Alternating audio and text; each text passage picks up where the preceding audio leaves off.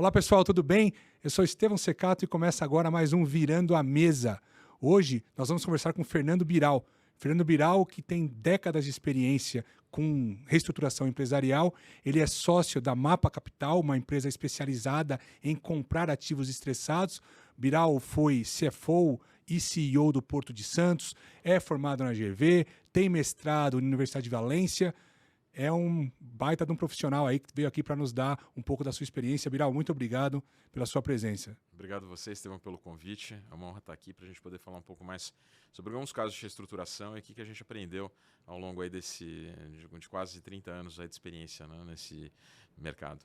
Então, vamos lá já começar com o caso, né, Biral? Como é de praxe aí. Qual foi o grande caso que você, ao longo desses últimos 30 anos de carreira, que você virou de fato a mesa de uma organização? Como é que foi? Compartilha com a gente, por favor. Olha, eu participei de inúmeros projetos, né, de consultoria, liderei vários times na busca dessa virada de mesa, né, dessa melhoria de resultados. Eu participei assim, de projetos que foram muito mais estressantes do ponto de vista de reestruturação de dívida, que você tinha que praticamente salvar a empresa e renegociando as dívidas, né, para depois ela poder, com uma estrutura de capital já equacionada, ela poder voltar à sua operação normal. Eu participei assim de, enfim, inúmeros projetos, mas eu acho que para destacar hoje aqui, assim, para o público e mostrar uma quantidade interessante, né, de metodologias que podem ser aplicadas para as empresas, eu gostaria de chamar a atenção para um caso que foi de um grande varejista brasileiro, que é o Grupo Pão de Açúcar, onde eu trabalhei no período de 2006 a 2010. Já faz um pouquinho de tempo. 4 anos. E nesse período, eu era responsável por toda a parte de planejamento estratégico, né, parte do planejamento financeiro, operacional também. Era um dos outputs que saía desse trabalho. E alguns projetos que foram realizados para aumentar a eficiência. E aí eu vou entrar um pouco nos detalhes. Mas basicamente, naquela época, o grupo ele tinha uma rentabilidade, quando a gente está falando de 2005, 2006, era uma rentabilidade relativamente baixa, o lucro não passava de 100 milhões de reais para uma organização como Pão de Açúcar. De faturamento de quanto? O faturamento naquela época já era de 20 bilhões. 20 bi com um lucro de 100 milhões. 100 milhões. Já era muito baixo, né? Muito baixo. É 1% isso, não menos, né? É, menos. E aí, assim, a ideia seria...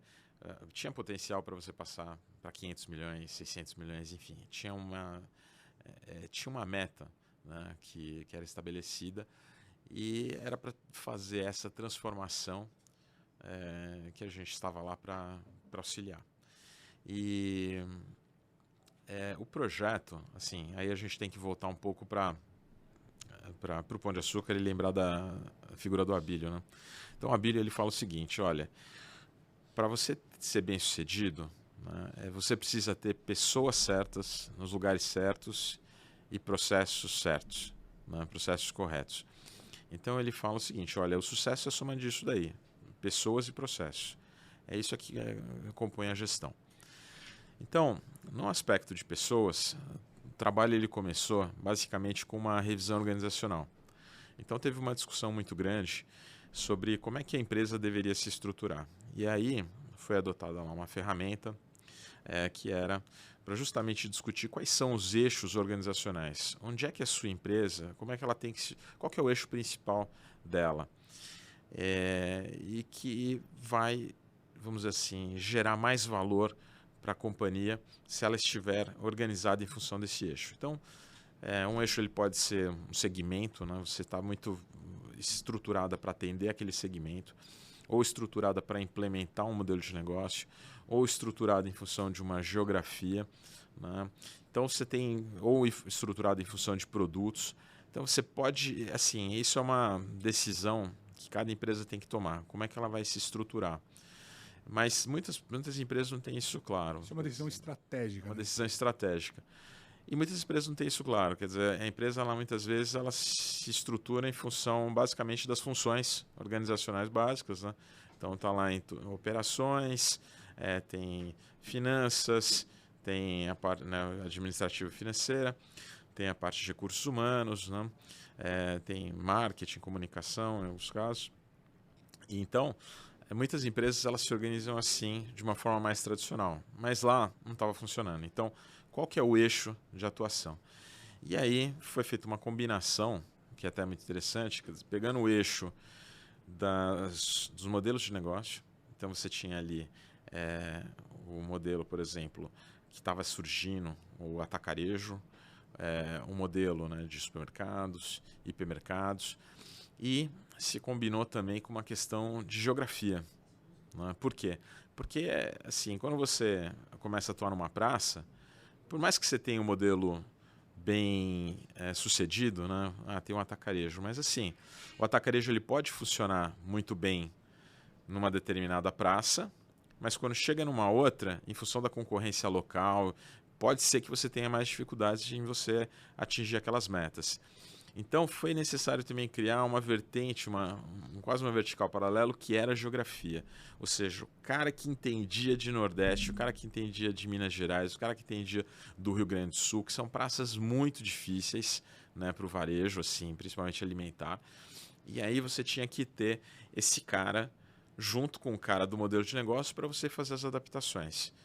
O varejo é extremamente dinâmico, então você precisa saber qual é a promoção que o cara ali na ponta está fazendo, qual que é o diferencial que aquele cara está implementando para ele conseguir roubar o teu público. Você não está falando de praças novas, você está falando de praças que já tinha atuação, já tinha presença nas lojas do grupo, né? Exato. E assim, e aí você tem questões, por exemplo, do sortimento em cada praça, porque tem variações enormes, né? Do que o paulista come, do que o gaúcho come, do que o nordestino come. Então, assim, você precisa ter esse conhecimento local para você ir desenvolvendo isso, a questão do sortimento, do mix, da promoção, né? Depende muito também da renda, né? Daquelas sociedade. Então você tinha esse trabalho, foi feito, acho que foi um trabalho muito interessante de se criar esses dois eixos.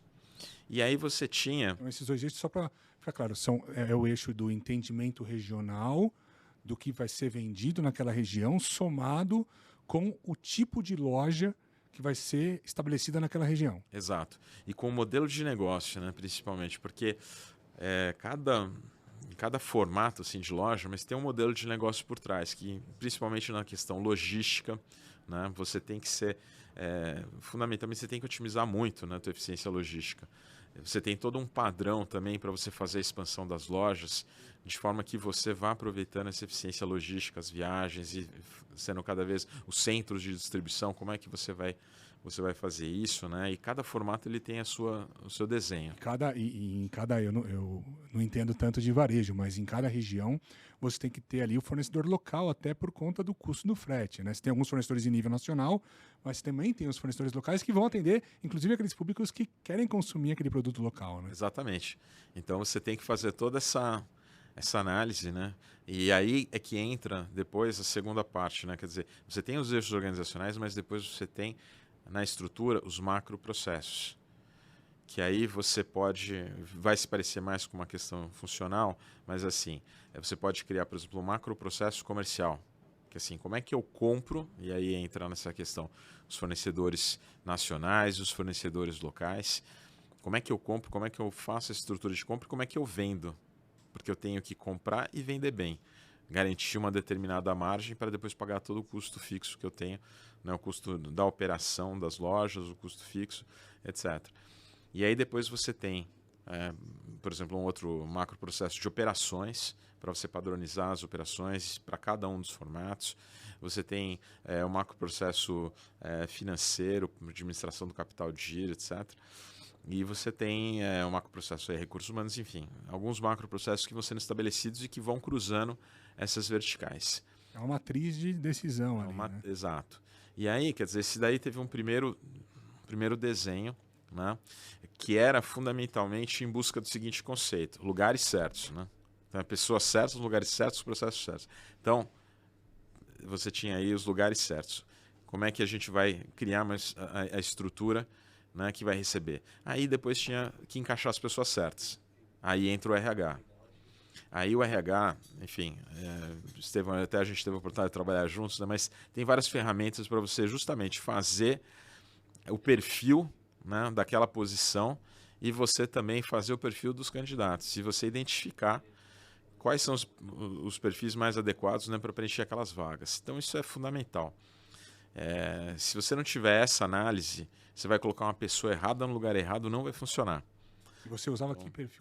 Qual ferramenta que você usava para fazer isso? Olha, tem várias consultorias que trabalham aí com ferramentas de definição, por exemplo, da identificação da personalidade, e aí faz um perfil para aquela vaga. Então, por exemplo, vendedores. Vendedores eles têm que ser mais impacientes, mais orientados para resultado, né, com perfil negocial. Então, você precisa encontrar, né, pessoas que tenham esse tipo de personalidade. Então, basicamente com esse tipo de ferramenta que foi feita aí a seleção, né? Aí você tem 2, 3 métodos aí para identificação de personalidade, para identificação desses traços comportamentais que vão fazer com que você inicie ali uma procura e depois aí no processo de entrevista você vai identificando, né, quem é que possui isso. Mas não é um processo fácil, né? Você fazer essa seleção. E aí, em paralelo também, começa um trabalho também de eficiência da organização. E aí tem umas ferramentas também bem interessantes aí que foram aplicadas, né? Na época, uma delas foi o Span of Control. Então, assim, assim, em português seria uma amplitude de controle, né? Então, você faz uma análise para você ver o seguinte, olha, na média, quantos reportes diretos, né, quantos subordinados diretos cada gestor possui. E a ideia é você começar a identificar o seguinte, que tipo de organização que eu estou construindo? Eu estou construindo uma organização que ela é muito vertical, né? Então, assim, tem um presidente, depois um vice-presidente, depois um diretor executivo, depois um diretor, depois um gerente geral, depois um gerente, depois um superintendente e assim por diante. Pode ser um negócio muito... E aí quando você cria uma organização muito vertical... Muito hierarquizada, o span of control é muito pequeno. Você vai tendo lá 1, 2, 3 e pronto. Gerencio 2, 3 pessoas, essas 2 pessoas gerenciam 2, 3 pessoas e cria-se uma pirâmide de pessoas. Exato. Agora, a ideia era para você ganhar eficiência, você fazer uma organização mais horizontal. Então, a ideia é que você tivesse aí pelo menos 6, 7 subordinados diretos para cada nível. Então, foi feita uma análise para ver o seguinte, olha, aquele gerente, quantos subordinados ele tem? Ele tem 2. Ele tem 3. Bom, então assim, não é o caso da gente poder pegar e combinar isso para a gente poder ter um gerente com 6, no mínimo. Então, foi feita essa análise e aí você começa a ter uma redução, né, para você poder fazer com que um diretor ele tenha ali 5, 6 gerentes, um gerente ele tenha mais 6 subordinados e assim por diante, e você começa a horizontalizar a empresa. E isso é fundamental para você ter eficiência e para você, vamos dizer assim, reduzir, né, o custo da sua folha de pagamento. Uhum. E quando a gente analisava a folha de pagamento, a gente também utilizava uma outra ferramenta que era uma pirâmide salarial. Então a gente construía ali uma pirâmide salarial para cada um dos níveis, né? E começava a avaliar o seguinte, olha, os gerentes, qual que é a remuneração total dos gerentes, né? Todos os gerentes, quantos eles custam, mas o gerente, quanto que ele custa individualmente versus o mercado, né? E a ideia ali era nem muito de buscar economia, mas assim, você vê quais eram os casos em que você estava atrás do mercado. Porque assim, a premissa era, como é que você vai ter boas pessoas se você pagar menos que o mercado? Né? Então, para você ter pessoas certas nos lugares certos, você tem que ter um pacote de remuneração atrativo.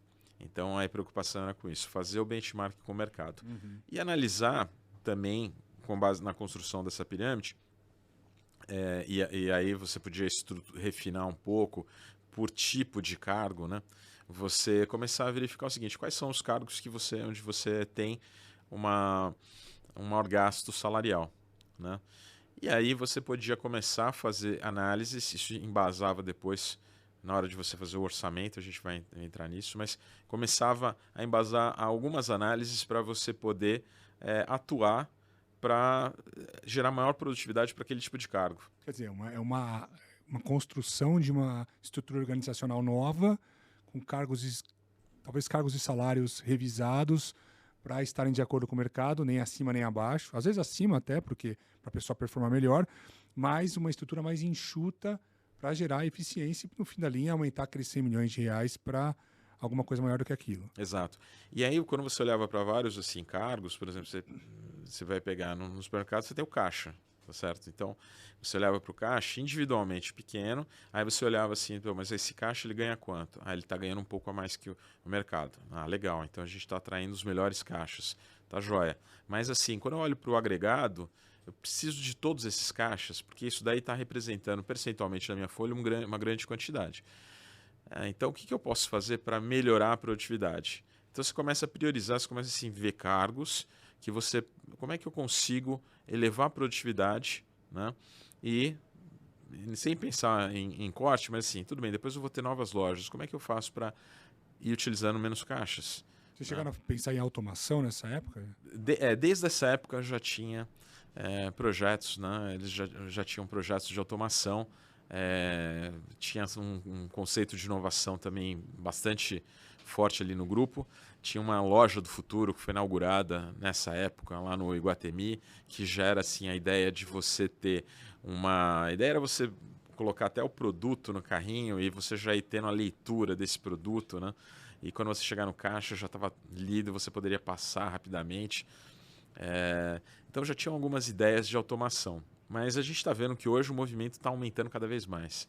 Né? Hoje, assim, depois de 15 anos, hoje a gente já vai nos supermercados, agora a gente já está vendo os totens de atendimento que estão funcionando e que já está reduzindo bastante. A novidade, ela demora um pouco para pegar, né? A não ser que ela seja forçada, que nem foi no caso da pandemia, com as teleconferências e tal, mas fora isso, ela tem a curva dela ali que tem que ser respeitada, né? Não dá para você também ir automatizando tudo se a população não muda o hábito, né? Ele quer passar no caixa.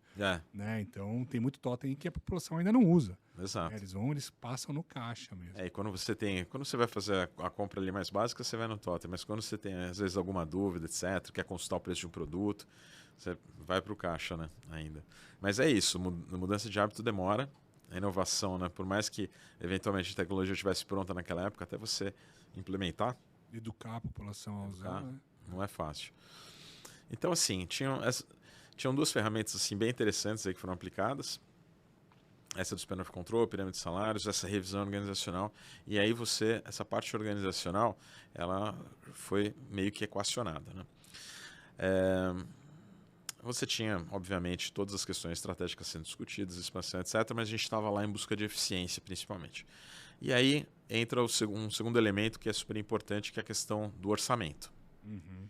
E aí eu acho que tem duas ferramentas também que são muito interessantes para o empreendedor, para o empresário, que eu acho que podem ser aplicadas e que são fantásticas. Uma delas é o orçamento base zero.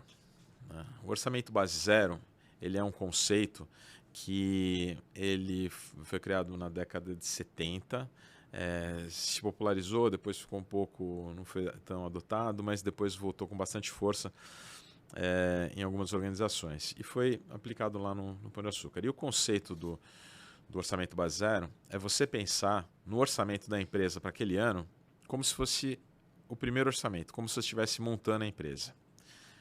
Qual que é o significado disso? Né? O significado é, quando eu olho para frente, eu preciso orçar com base naquilo que eu quero fazer, e não necessariamente pegar um orçamento, aquilo que eu realizei no passado, simplesmente jogar a inflação e continuar fazendo. O método convencional que acho que boa parte das empresas fazem é isso. Eu pego o orçamento do ano passado, coloco 5%, aí eu ainda arbitro, coloco, vou reduzir ali a despesa em 2%, vou melhorar a eficiência em 1%, com base em quê? Com base em nada. Não tem um plano de ação, mas eu coloco aquilo ali no orçamento e aquilo ali vira meta para o executivo. Né? Então, muitas vezes tem também, eles usam o orçamento para motivar ou para forçar um executivo a entregar um resultado que não se sabe se é real ou não, se é atingível ou não, e muitas vezes por não sei se nem é preguiça, mas é por por costume mesmo, por cultura da empresa, faz um orçamento com base no do ano passado, não o OBZ, né? O orçamento base zero, que é considerar ali o mínimo necessário para a empresa sobreviver, né? Exato. E ali, assim, o orçamento base zero, você faz para ter uma boa implantação, além de você imaginar, né, e falar assim, como eu gostaria de estruturar o orçamento para o ano que vem, para você, na verdade, fazer esse exercício, você precisa ser bastante criterioso, né? Não é só um exercício de futurologia ali, mas você precisa ver o seguinte, olha, quais são as atividades que eu realizo? Então você, ao invés de você simplesmente fazer o orçamento com base na questão de pessoas, então assim, eu tenho naquele departamento lá X pessoas, eles ganham tanto, vai ter aquele 5% do reajuste salarial, vou contratar mais uma outra pessoa, então pronto, vou gastar mais nisso e naquilo, vou fazer isso nesse projeto. Esse é o dia a dia que a gente, né, acaba não rompendo com essa mecânica, né? Então isso daí vai passando, né? E as pessoas sempre querem mais poder, querem mais projeto, querem mais estrutura, né? Então você sempre tem uma briga para não, vou aumentar o meu orçamento, né? Vou fazer mais coisas. As pessoas querem fazer, é natural, né? Então o orçamento base zero ele bota um pouco de freio nessa dinâmica natural de você querer ampliar, né, as suas atividades, né? Tem aquela piada lá do Pink do cérebro, né? Aí o Pink pergunta pro cérebro, né? O que a gente vai fazer hoje, né? Ele fala assim, é a mesma coisa de sempre, vamos querer dominar o mundo. Então, os gestores são assim, né? O que a gente vai fazer hoje? Não sei, mas a gente vai dominar esse negócio e vamos, né? Vamos aumentar nosso orçamento, aumentar nosso poder, aumentar aqui o número de pessoas e vamos para cima, vamos fazer. E assim, muitas vezes não precisa, o consumidor não está querendo pagar por uma sofisticação ou por mais coisas que são feitas, né? Pelo contrário, ele muitas vezes quer, na verdade, um produto mais barato. Mas essa é a questão, é aquela questão de entender o que, né, tem valor para o cliente. Né? Não necessariamente o que tem valor para a empresa, o que a empresa entende que tem valor é percebido pelo cliente. Exato. Então, muita gente aumenta ali o preço, ou aumenta porque diz que tem atributos, né, muito melhores no produto, mas o cliente quer ali o básico e o preço baixo. Né? Exato. E assim, as empresas elas têm muitas vezes uma outra dinâmica, né? Principalmente quem não está lidando com o cliente o tempo inteiro. Né? Então, no ABZ você faz você pega o orçamento tradicional e aí você começa a falar o seguinte, não, mas espera aí, esse orçamento aqui dessa área, na verdade, vamos orçar por atividade. Então, tem aqui a área para dar um exemplo simples, né? Tem aqui a área de contabilidade. Então, bom, na área de contabilidade você tem aqui esse gasto. Quanto é que você gasta para fazer, na verdade, as demonstrações financeiras? Padrão, aquilo que é exigido, né, pela CVM, ou que é o mínimo que você gostaria de colocar. Se você tem, sei lá, X homens hora alocados, né? Então, isso daqui custa tanto. Tá, mas e para produzir aquele relatório que só uma pessoa na companhia quer ver e que não necessariamente agrega tanto valor? Então para fazer essa atividade eu gasto tanto. E aí você vai vendo quais são as atividades que são realizadas dentro de cada departamento e qual é o custo. Vocês entraram no nível das atividades. Das atividades. Então, é quase que um OBZ, para ser bem feito, tem quase que ir no custeio por atividade. Então, aí você começa a estabelecer. E a hora que você coloca essas atividades, aí você começa a avaliar o custo-benefício de cada uma delas. Mas aí você cria uns inimigos dentro da empresa. Total. Né? Não é uma implantação fácil. Porque, outra coisa, a avaliação do custo-benefício da atividade, ela é uma avaliação coletiva. Então, você, por exemplo, pode achar que você está fazendo um negócio que é o máximo. Nossa, essa análise aqui e tal, estou gastando tanto, várias ferramentas sofisticadas e tal. Quando você chega na avaliação da organização, né, dos seus clientes internos, você fala, olha, qual que é a avaliação que você faz do benefício? E aí, isso daí pode cair em termos de prioridade. Pode ser uma prioridade baixa, ou ele pode não dar tanto valor para isso. E como é que você faz esse mecanismo? Né? Você elenca todas as atividades. E aí você, inicialmente, nas áreas, você fala assim, me avalia a prioridade que você quer dar. E aí você coloca lá a prioridade numa avaliação interna das áreas. O gestor da área faz isso. O gestor da área faz isso. Depois, você esquece isso, você só guarda isso, depois você leva todas as atividades de novo para um público maior, né, um colegiado com os gestores todos, e aí é uma avaliação de todo mundo vai começar a avaliar a prioridade. E tem que colocar não pode ser uma na sequência da outra, você tem que sequenciar tudo. Então, qual que é a atividade mais prioritária? Essa, e assim por diante. Tem uma regrinha também que é interessante, que você pegar essas atividades e você vê assim, o que é absolutamente essencial, que não dá para nem para a gente discutir prioridade, porque é essencial. Coisas que assim eu tenho que fazer de qualquer jeito, coisas que são impostas pela legislação. Eu não posso deixar de não fazer as demonstrações financeiras, eu não posso não deixar de calcular os impostos, né? Eu não posso deixar de produzir aquele produto. Então, tem uma série de atividades que a gente aí acaba considerando essenciais. E tem outras atividades que são atividades incrementais, que elas trazem valor, né, para o cliente, trazem valor para o produto, e aí você tem que analisar qual que é a contribuição de cada atividade. E você vai fazendo, então, depois esse sequenciamento. E lá nesse caso do GPA, você tem alguma... Você lembra quais foram os mais importantes, as atividades mais importantes? O que era mais relevante lá no grupo? Assim, quanto mais sofisticada é a organização, então mais, por exemplo, análises vão sendo feitas, mais trabalhos vão sendo realizados, mas assim, que são incrementais no sentido de você procura fazer aquele trabalho para você ter alguma coisa melhor, né, em termos de retorno lá na frente.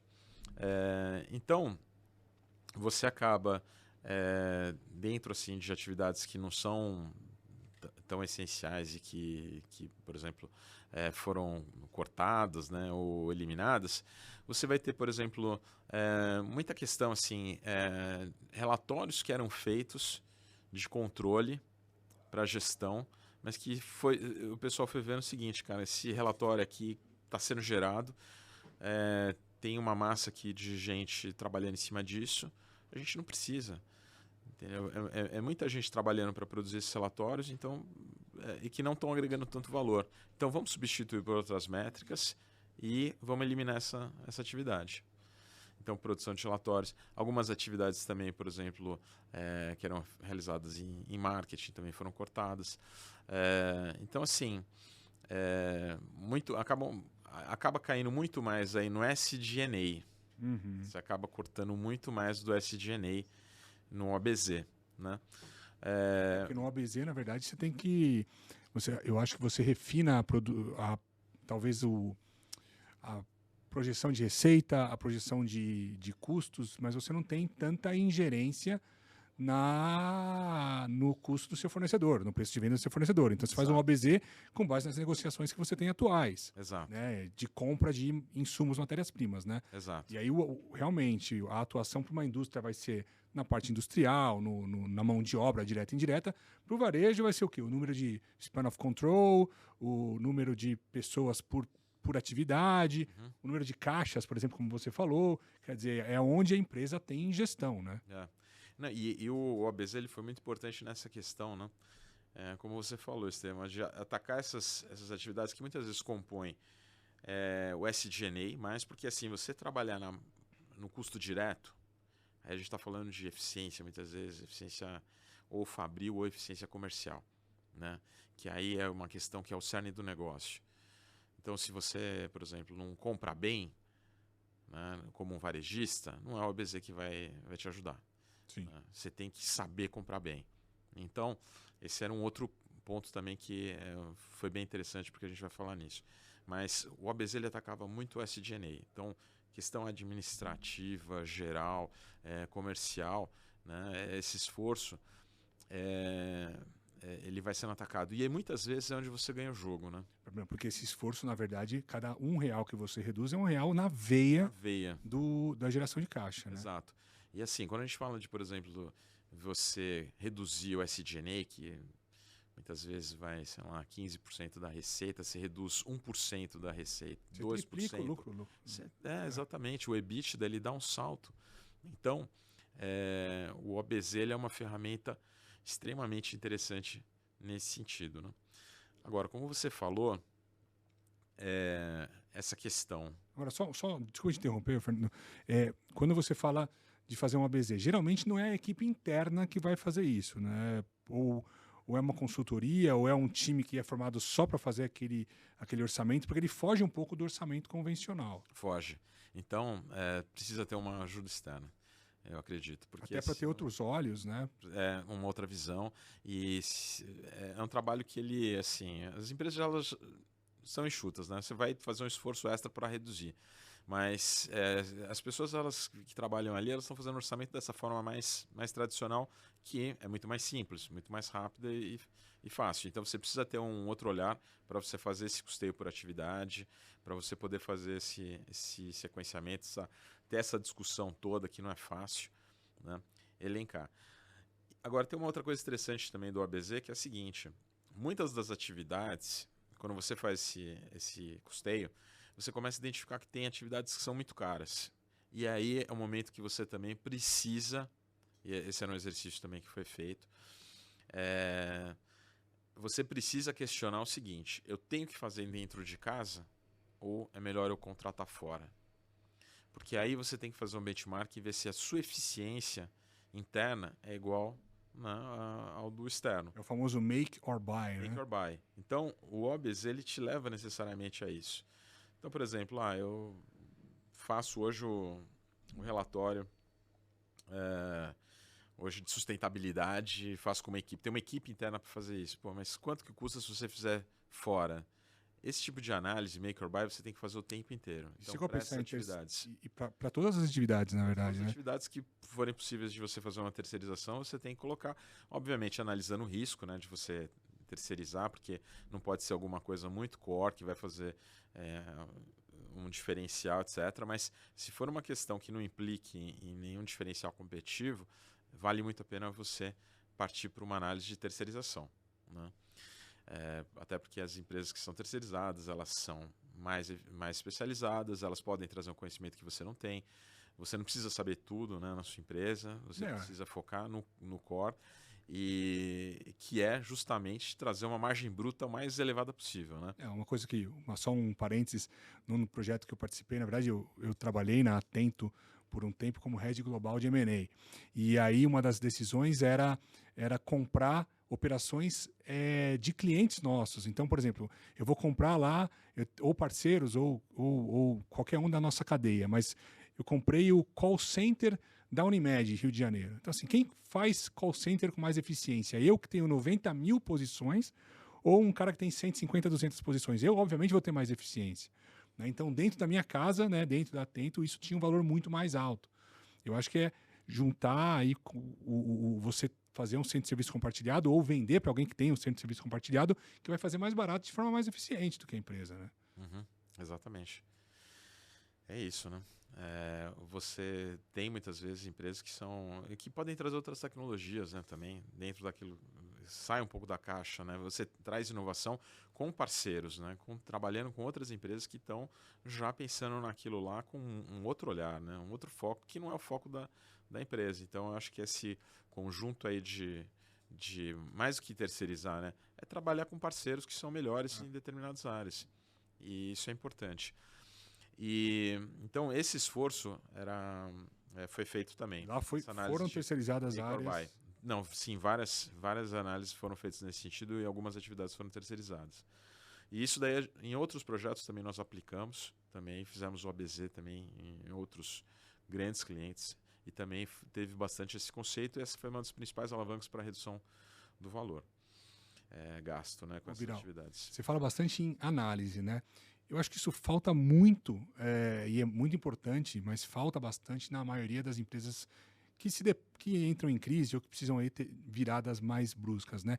Porque as pessoas tomam decisão com base no feeling, né? Com base no sexto sentido do sócio, ou do fundador, ou dos executivos. Então, essa questão de fazer análise, eu acho extremamente importante, porque você toma decisão com base em dados, né?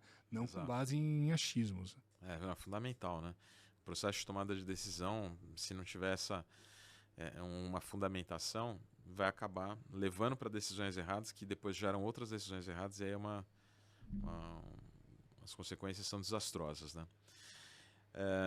E aí, só para fechar esse ciclo aí do orçamento base zero, teve uma outra ferramenta que foi trabalhada também, que é uma derivação, mas assim, tem vários conceitos relacionados a isso, mas assim, o conceito lá básico aplicado foi um orçamento matricial simples, mas assim, você pegar, tem várias contas nas empresas que elas são contas que não tem um dono fixo. Acaba entrando no orçamento e aí você fala, não, cada um cuida do seu, né?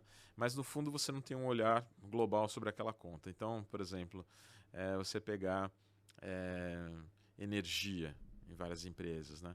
Então, assim, você fala, não, o dono da fábrica é que vai pagar, ele que tem que baixar, eu vou cobrar dele. Aí tem várias fábricas espalhadas ou várias lojas. Então, cada um cuida meio que tem que cuidar do seu, mas assim, não tem um cara olhando isso daí de uma forma matricial, né, transversal.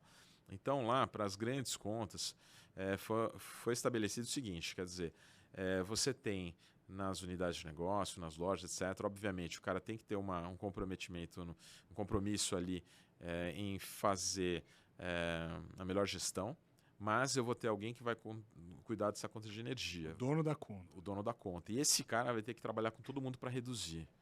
Ele vai ter que estabelecer a meta para, enfim, lojas ou para centro de distribuição, etc. Mas ele vai ter que trabalhar para reduzir isso daí. E ele vai ter que propor uma solução para a economia de energia, vai ter que propor uma solução para a conta de telecomunicações, enfim. Então você vai pegando essas contas e tem que estabelecer muito bem, porque aí muitas vezes você acaba falando, não, vamos descentralizar, né? Ou vamos centralizar, mas na verdade você tem que ter uma administração compartilhada, né? Uma gestão única, né? Mas também com responsabilidades descentralizadas para que as pessoas colaborem, para que você possa atingir um objetivo eventualmente de redução, né, da conta de energia, da conta de água, de telecom. Então, isso foi implantado também, mas não são só essas utilities, né? Tem outras que a gente pode... Locação, locação pra caramba. Exato, de equipamentos, etc. Então, isso foi também feito. Mas você colocou num ponto também, tocou num ponto aí bem interessante, Samuel, que é a questão assim, dos fornecedores, né? E a questão dos fornecedores aí começa a se ficar cada vez mais próximo do core do negócio, né? do centro do negócio. E aí também essa daí foi uma ferramenta que a gente utilizava em projetos para você tem que ter uma análise da tua cadeia de suprimentos, você tem que ter uma análise dos seus fornecedores-chave e promover eventualmente trocas nos fornecedores para você poder reduzir os custos. Não tem mágica, você tem que trabalhar em parceria, obviamente, né, com seus fornecedores para desenvolver soluções, tentar baratear. Mas assim, se você não tiver uma concorrência, né, todo mundo acaba entrando na zona de conforto e você acaba não gerando, né, maior economia ao longo do tempo. Então, uma coisa que a gente também implantava era uma análise, né, de quais eram os fornecedores mais críticos, avaliar possibilidades de substituição, avaliar possibilidades de importação, né, nos produtos, para que você pudesse trazer algum diferencial no mercado. Então, agora, tem fornecedores que você não conseguia agir, por exemplo, uma Ambev da vida, né? Quem tem mais poder, né? O GPA ou a Ambev, né? Quem tem na cadeia de valor ali mais a agregar? Se você fica sem cerveja lá, né? Ou com uma cerveja de pior qualidade, você não, quer dizer, você fica meio que preso a esses fornecedores âncora, né? Você tem uma... No caso do varejista, quase uma parceria que você tem que ter, porque você está vendendo um produto da outra empresa, né? Então, você tem que fundamentalmente buscar o menor custo para o consumidor, mas você tem que atender o consumidor, né? Então, eu acho que essa é uma questão comercial até bem complexa que você colocou, de quem que tem mais força, né? Tem várias discussões sobre isso. Mas eu me refiro muito mais também, por exemplo, à questão dos fornecedores, que não são os fornecedores, no caso aí do varejo, dos produtos que vão ser vendidos, mas os fornecedores dos outros insumos, né? Então você tem ali... Tem o cara que faz o caixa, Exatamente. Tem o cara que constrói a loja... Exatamente. Tem toda a parte das pessoas que servem o SG&A. Equipamentos, SG&A, etc. Então tudo isso... era mais o foco, né? Eram compras indiretas. Compras indiretas. Agora, se fosse uma empresa industrial, aí eu acho que cabe realmente você trabalhar com essa metodologia, porque no final das contas você tem que tentar comprar a melhor matéria-prima pelo menor preço. Só que se você não tiver um programa, né, uma gestão estratégica de suprimentos e uma análise constante dos fornecedores, você não vai conseguir baratear o teu custo. Então, a área de suprimentos, ela também é um elemento vital aí para você tentar melhorar as margens no futuro. Então, a gente falou das ferramentas ligadas à organização, nós falamos também das ferramentas ligadas à questão de orçamento, né, que são super importantes. Os fornecedores, né, eles são estratégicos aí para você poder fazer essa revisão. E aí eu acho que isso, com base nisso, né, você, no caso lá do Pão de Açúcar, os resultados começaram a aparecer. Mas tem um elemento também que acho que é extremamente importante, que foi adicionado ao longo do tempo, que é assim, tudo bem, você colocou as pessoas certas nos lugares certos e você acertou os processos, né, viu quais são as atividades que precisam ser realizadas, começou a dar foco, vendo quem que faz, se aí você faz melhor internamente ou externamente, né? Começa a trabalhar matricialmente contas, né, que estavam ali com os custos escondidos, mas assim, o grande elemento que depois alinha tudo é a questão da remuneração, né? Então, os funcionários eles começaram a ser motivados em função dos resultados, começaram a receber ali em função dos resultados. Então você teve um alinhamento de incentivos que foi fundamental para que tudo isso começasse a permear a organização e a organização começasse a entregar, né? Então, controle de custos, pessoal alinhado com as metas que foram colocadas, que recebiam por resultados e que no final, né, tinha que fazer com que na loja você tivesse uma ótima loja bem organizada e que atendesse bem o público e conseguisse promover as vendas. Esse elemento de você atrelar a remuneração aos resultados foi fundamental para você ter essa virada. Então, ao longo do tempo, saiu de menos de 100 milhões de resultado para 500 milhões, 600 milhões de resultado em 4 anos. Cara, em 4 anos, então, vocês multiplicaram por 7 a geração de lucro do grupo. Coincidiu assim, até chegando em 2010, assim, a ação bateu o recorde, né, naquela época de valorização. Aí teve também outros fatores que influenciaram nisso. O Pão de Açúcar ele começou a arrumar a casa, começou a dar certo, né? Todos esses esforços aí, eles começou a ter um ciclo virtuoso, né, de melhoria na rentabilidade de cada um dos formatos. O atacarejo começou a subir também bastante, né, a participação dele no faturamento. E depois tiveram algumas aquisições estratégicas que também elevaram ainda mais o valor da ação, mas a ação bateu um recorde. Mas os lucros, que é o principal, né, que dão a fundamentação para a subida da ação, também se multiplicaram aí por 5.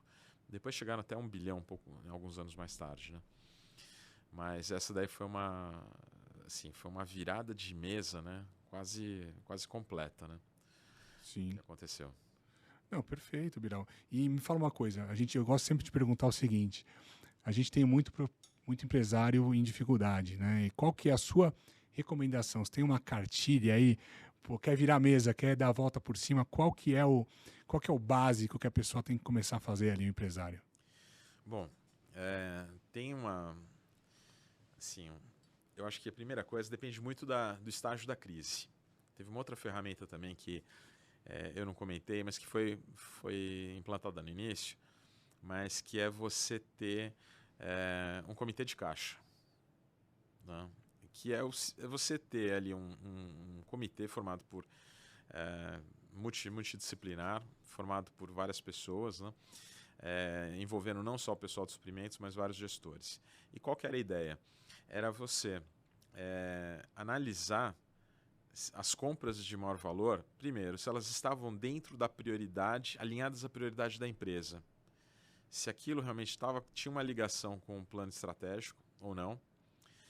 Se aquilo lá representaria, por exemplo, uma atividade incremental, você vai fazer uma compra para quê? Quer dizer, implantar um projeto novo, uma nova... O que você vai fazer? Isso é incremental? Qual que vai ser o valor? Isso se paga? Se paga em quanto tempo? Então, esse comitê, ele tinha autonomia para ele questionar todas as compras. E ele também podia questionar, inclusive, também essa questão de essas compras, por exemplo, junto a esses fornecedores. Tudo bem, essa daqui a gente pode até aprovar, mas tem outras que a gente não vai aprovar porque assim você não fez a lição de casa, você não fez todas as cotações, ou você poderia ter ampliado o leque aí de possibilidades, né, de fornecedores. Então, esse comitê de caixa barra compras, ele olhava para tudo isso e só liberava realmente as compras depois de uma análise mais minuciosa, as compras de grande vulto. E no caso do comitê de caixa, se começava a estabelecer uma disciplina maior em termos assim de olhar para quais eram os pagamentos que acabavam caindo e que não estavam previstos dentro de um planejamento, e a ideia era que realmente isso passasse a ser a exceção da exceção, né? Então, e eventualmente, se o caixa tivesse, enfim, passando por uma dificuldade, renegociar com alguns fornecedores para ganhar um pouco mais de tempo, né? Então, essa gestão isso abriu a possibilidade de você fazer uma gestão muito melhor do capital de giro, que eu acho que é outro ponto também que as empresas perdem muito. Quando a gente olha, por exemplo, a questão dos estoques, dos pedidos de compra, etc., tem muita gente que faz compra, deixa aquele produto no estoque para uma emergência e não vai usar aquilo lá nunca. Vai passar 1, 2 anos, 3 anos e o cara não vai ter utilizado porque ele fez um estoque de segurança maior do que precisava ou porque ele estimou que precisava ter aquilo lá. E assim, ficam anos assim parados ali os estoques em função disso. Eu conheço uma varejista que ela segurava o estoque no balanço para não ter prejuízo contábil, ou seja, eu não vou liquidar e aí a hora que eu mostrar meu balanço vai ser, meu balanço está bonito com estoque alto, mas na verdade o estoque já está obsoleto, tem valor de 1/10 do que a empresa pagou aquele estoque, se ela fosse reconhecer o EBITDA cairia alguns pontos percentuais. Empresa listada, o pessoal vê margem, né, price earnings ou EV/EBITDA, e aí a empresa então não liquidava estoque, isso prejudicava o fluxo de caixa do negócio. Exato. E é muito comum isso. Então, assim, quando a gente olha para as empresas, você vai olhar o capital de giro, muitas vezes está escondendo uma série de ineficiências ali. Então, assim, respondendo a tua pergunta, eu acho que para uma pessoa que esteja assistindo a gente que está entrando numa crise, eu acho que assim, sem querer sofisticar demais, falar assim, não, vamos renegociar todas as dívidas e tal, que sempre é complicado, é traumático você renegociar, né, com bancos, por exemplo, ou mesmo com os fornecedores, dependendo da negociação, é complexa. E talvez você precise de um assessor, mas assim, esquecendo um pouquinho esse lado aí da renegociação, eu acho que uma medida salutar é isso. Você, de repente, começou a entrar em crise, instala um comitê de caixa. Mas assim, não é uma gestão só do caixa, não é para controlar só o caixa, é para controlar capital de giro, é para começar a avaliar as compras que estão sendo feitas pela empresa, saber se essas compras não podem ser feitas de uma forma mais barata ou não, negociar prazos, verificar se a compra precisa ser feita muitas vezes para itens que você vai utilizar lá na frente. Tem que avaliar, obviamente, o risco disso, mas tem muito espaço para melhoria, para implantação de ferramentas estatísticas, etc. E você vai conseguir ali otimizar o caixa. Então, eu acho que a primeira coisa, isso é uma medida emergencial que pode ser adotada. Depois disso, aí eu acho que passa por um diagnóstico que tem que entender se a gestão da empresa é uma gestão eficiente, pessoas certas nos lugares certos, com os processos certos, se as atividades estão sendo feitas de forma eficiente. Ou, por último, quer dizer, você precisa também entender se o teu negócio, qual que é o posicionamento dele no mercado. Estrategicamente falando, quer dizer, você está bem posicionado no mercado, você entrega um produto que tem algum diferencial ou não? Porque se você for um produto commodity, for alguma coisa que não tem um valor agregado, você vai ter que entrar na batalha do custo e aí você vai ter que reduzir os custos para poder ter alguma margem. Você vai ter que ser o mais eficiente, muitas vezes você não vai ter escala. Então, muitas vezes é melhor você tentar se diferenciar em alguma coisa para você tentar recompor um pouco mais de margem, né? E poder aí ter uma geração de caixa. Então, tem uma série de análises aí que precisam ser feitas, no caso, para se determinar um curso mediante a crise, mas eu acho que uma coisa fundamental é isso. Primeiro, tomar pé da situação, instala um comitê de caixa, começa a trabalhar nisso, depois começa a fazer as outras análises, né? E tem, assim, tem setores que são muito bons e que você pode até encontrar empresas ruins, porque como o setor é muito bom, algumas empresas mal geridas, elas acabam tendo mais chance de recuperar. Então, facilita um pouco. Agora, tem empresas que são relativamente boas em setores ruins e o resultado acaba sendo ruim. Então, aí é um problema mais complexo, né? Mas se essa empresa que está em dificuldades, ela estiver no setor razoavelmente bem estruturado ali, que oferece a possibilidade, aí tem que fazer esse conjunto de análise, mas partir para ação imediata. Não dá para ficar esperando, né? Tem que ter ali um controle de caixa muito bom e começar a renegociar isso. Se isso não funcionar, porque, por exemplo, muitas vezes você vai ter uma estrutura de capital já totalmente comprometida, aí tem que passar por uma reestruturação de dívida mais profunda. E aí entrar em negociação com os bancos, entrar em negociação com os fornecedores, né, e pagar isso daí a longo prazo. Então seriam esses os passos aí. Beleza. Pô, obrigado, Biral. Obrigado pela sua presença. Pessoal, muito obrigado por nos assistirem e, mais uma vez, obrigado, Fernando. Voltamos a semana que vem com mais um Virando a Mesa. Um abraço e até breve.